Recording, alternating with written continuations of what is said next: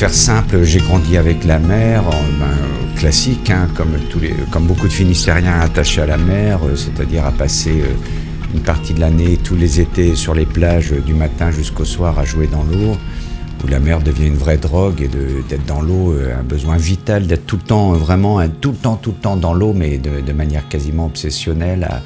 Quand tu rames sur une planche de surf ou quand tu es sur une planche à voile, t'es vraiment immergé dans l'eau, puisque tu tombes, t'es dans l'eau, tout est humide, salé, etc.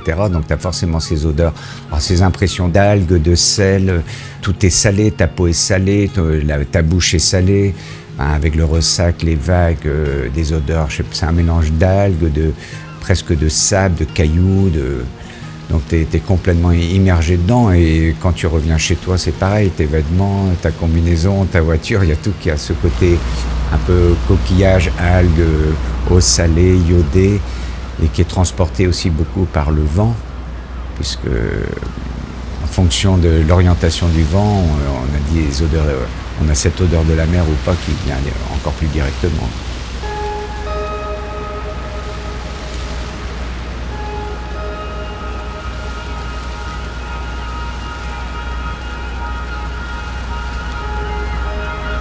À la mer, c'était pour mes parents et grands-parents, même si j'étais pas issu directement d'une famille de marins-pêcheurs, c'était pas un terrain de jeu, la mer. C'était un endroit qui était hostile, c'était un gagne-pain, hein. Il fallait aller en mer pour aller chercher du poisson, tout simplement. Et le Finistère, pour moi, a une image à la fois de liberté, mais de lourdeur également. Il fallait survivre, vivre et survivre, donc finalement, c'était la religion, le travail. Et j'adore travailler, surtout par passion. Maintenant, on a besoin d'espace de liberté, ne serait-ce que pour se faire plaisir et pour mieux redémarrer et se rafraîchir l'esprit avec éventuellement de nouvelles idées, nouveaux projets quand on revient au travail, quoi.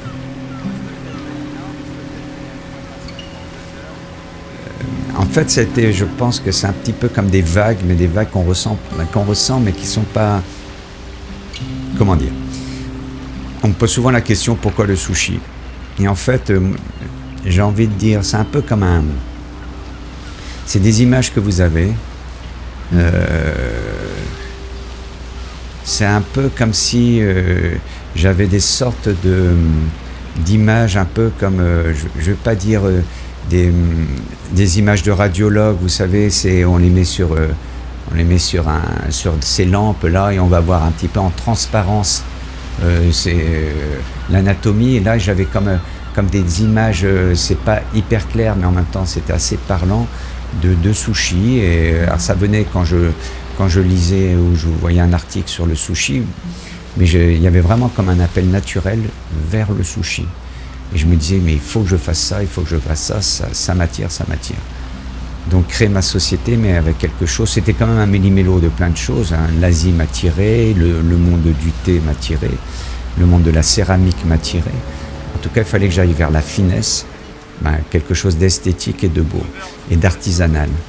Donc le sushi est venu comme une certaine évidence, mais ça aurait pu être peut-être autre chose. Mais en tout cas, il regroupait plusieurs éléments qui faisaient que en tout cas, j'avais envie de faire ça. En fait, le sushi reste un challenge, c'est-à-dire qu'on n'a pas... C'est vraiment compliqué, c'est-à-dire qu'il faut les bons ingrédients. Les océans n'ont pas forcément tous les mêmes poissons, les mêmes espèces de poissons, les poissons n'ont pas forcément les mêmes textures de chair, les mêmes nourritures. Donc ce qui va faire le sushi, c'est aussi la gourmandise d'un poisson déjà à la base. En fait, c'est une cuisine vivante.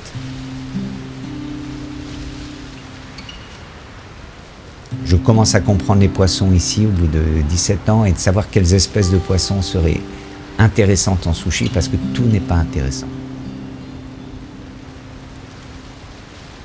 Quand tu travailles avec les produits de la mer, tu te rends compte qu'un produit de la mer frais, mais vraiment très frais, finalement c'est très subtil. On prend l'exemple de la Saint-Jacques. Une Saint-Jacques qui est juste sortie de l'eau, qui est mangée crue, juste sortie de l'eau, ça n'a pas beaucoup de goût, c'est très subtil. Et pourtant, c'est un délice. Et l'ormeau, c'est pareil. Quand un ormeau est bien frais, le goût est très subtil.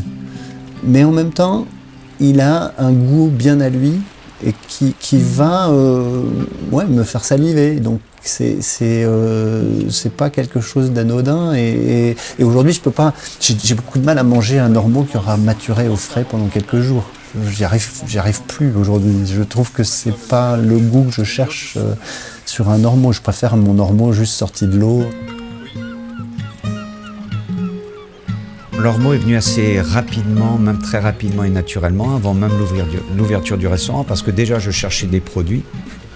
Je voulais avoir un panel et une ouverture pour goûter, essayer tout ce qui se faisait en Bretagne. Et l'ormeau était un produit qui était à part, atypique. Je connaissais pas l'ormeau, je connaissais pas bien l'ormeau. Il y a beaucoup de Bretons qui connaissent pas encore l'ormeau, parce que finalement, ça a la réputation d'un produit relativement cher, qu'on ne voit pas beaucoup dans les poissonneries. Et donc j'avais vu des articles de Sylvain, France Aliotis, etc. Je me dis, tiens, en tout cas, je suis allé voir Sylvain. Je suis allé au Japon pour voir comment il le cuisinait. En général, dans la cuisine japonaise, on va faire plus de l'extraction. On peut le mettre en bouillon, ce qui est encore différent. Mais on va respecter vraiment le goût originel. On va le cuisiner de manière la plus naturelle possible. On ne va pas trop rajouter de sauce, etc. On va d'abord, on va essayer d'abord rechercher aussi une texture qui ne soit pas trop dure. Donc c'est pour ça qu'ils vont le cuire en général à la vapeur ou dans un bouillon avec kombu, éventuellement un peu de sel et un petit peu d'eau, tout simplement. Et on va le cuire le temps adéquat pour avoir cette texture relativement tendre. L'ormeau n'est pas tapé au Japon. Alors les ormeaux sont différents au Japon, ils sont souvent beaucoup plus gros, plus tendres. C'est vraiment considéré comme un produit de luxe, encore plus qu'en France d'ailleurs. Alors celui de Sylvain et de France Aliotis est exceptionnellement tendre aussi. C'est peut-être pour ça que l'ormeau de Sylvain en tout cas est très bien adapté, parce qu'il est beaucoup plus tendre que les ormeaux qui ne sont pas d'élevage. Parce que moi je considère que c'est comme un ormeau sauvage. Finalement l'ormeau de Sylvain c'est la même chose. Donc il a vraiment un écosystème qui est quand même très très très proche des ormeaux qui sont collés à un rocher. Il va avoir un goût quasiment de girole. Il y aura beaucoup plus de régularité sur la texture d'ormeaux des Sylvains qui seront tous bien tendres que par un ormeau 100% sauvage qui lui va être quand même... ça dépend du terroir, du miroir. Il y a des ormeaux qui... Alors Sylvain en parlerait beaucoup mieux que moi, qui grandissent dans des endroits où ça brasse bien, où il y a peut-être une nourriture qui est bien variée, où ils sont bien conditionnés aussi, c'est-à-dire dans le transport, le temps entre le temps de la pêche et la réception dans le restaurant, où les ormeaux sont encore archi-vivants. Et là, ça va, tous ces éléments vont vraiment faire qu'un ormeau sera de meilleure qualité ou pas. Donc parfois, on reçoit des ormeaux vivants qui ne sont pas de Sylvain et on est déçu avec, parce qu'ils sont durs, parce qu'ils sont plats comme des crêpes, etc. Et voilà. Donc ça dépend vraiment de la pêche, de l'arrivage, etc. Avec les ormeaux de France Aliotis, on va avoir beaucoup plus de régularité. Mais il est beaucoup plus tendre son ormeau. Donc nous, on reste relativement traditionnel et on le fait en cocotte ou à la vapeur. Donc on le cuisine, on ne le tape pas.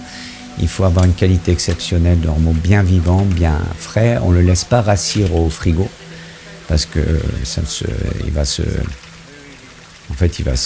raidir au début. Et après, il va être un peu plat comme une crêpe. Et pour les chefs, il faut qu'un ormeau soit charnu et qu'il soit épais. Donc on va le cuire en bouillon avec du saké, éventuellement une algue kombu, un petit peu de sel de mer, dans une casserole, et puis on le cuit à feu relativement moyen jusqu'à ce qu'il soit bien tendre. Et on va le servir soit comme un petit plat ou en amuse-bouche en entrée avant les sushis. On va utiliser le foie de l'ormeau, qui est un petit peu comme une petite sauce.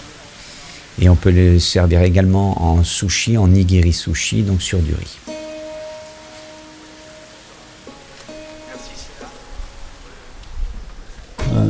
Un bon sushi d'ormeau, il me fait saliver quand il parle d'un sushi de poulpe ou de sèche. Là tout de suite, ça me parle tout de suite très, très fort. Et puis, même tous les coquillages, en fait. C'est des saveurs on a du mal à valoriser, je trouve, sur Brest, enfin sur la Bretagne en général. Le coquillage, on a des super trucs et puis on ne le fait pas forcément de manière optimale. On les trouve dans les viviers, on les trouve chez les poissonniers, hein, ces produits, mais on ne les a jamais mangés de cette façon-là. On ne les a jamais découverts avec ce goût-là. Et c'est une telle subtilité, un tel équilibre que on a envie d'y regoûter, c'est sûr. On a envie de comprendre comment il travaille ces produits-là et on a besoin qu'il nous explique. Et c'est ça aussi le concept de son restaurant où il est derrière le comptoir et il est capable de nous expliquer le travail de préparation, la raison pour laquelle on va utiliser tel ou tel ingrédient dans la préparation. C'est une façon, une approche vraiment intéressante. Oui, je crois que c'est ça, en fait. Moi, il m'a fait redécouvrir le goût de ces produits. Enfin, Xavier a une approche des produits il a une compréhension du produit qui est différente et le fait d'avoir ce regard à la fois asiatique et breton sur les produits, ça lui amène un décalage intéressant et franchement, il m'a ouvert les yeux sur la cuisine de Lormeaux. Ça n'a pas, c'est pas arrivé avec tous les chefs. Et il a su transmettre.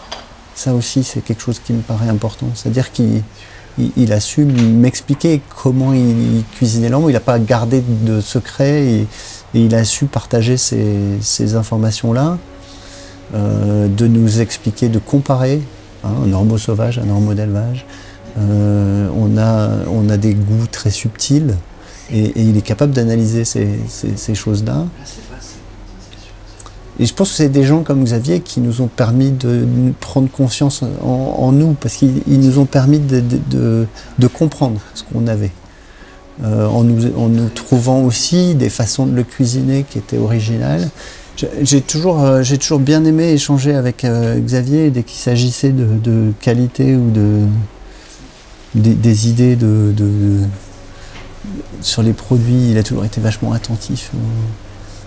Et le travail qu'il a fait au fil des années d'identifier les gens qui étaient capables de lui amener les espèces, parce qu'il a besoin aussi d'une diversité d'espèces, donc il a une connaissance assez fine de là où il va pouvoir trouver ces différentes espèces, la qualité de chacune des espèces. Il est tellement exigeant sur ses choix d'espèces que ça devient un sacerdoce. C'est une bagarre. Et je trouve qu'au niveau du goût, c'est extraordinaire ce qui sort. Il a la maîtrise du geste.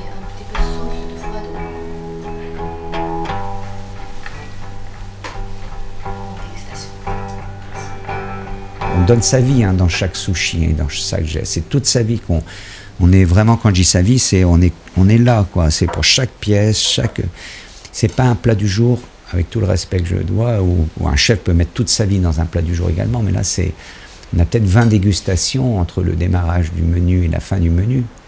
Donc tous les sens doivent être en éveil pour ressentir.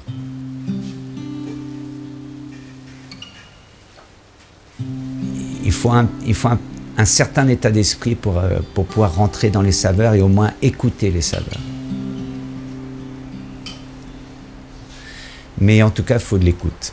Il faut de l'écoute des sens. Donc il faut être là. Voilà, donc je t'invite à déguster le roi, il est à bonne température. Avec 3 doigts tout simplement.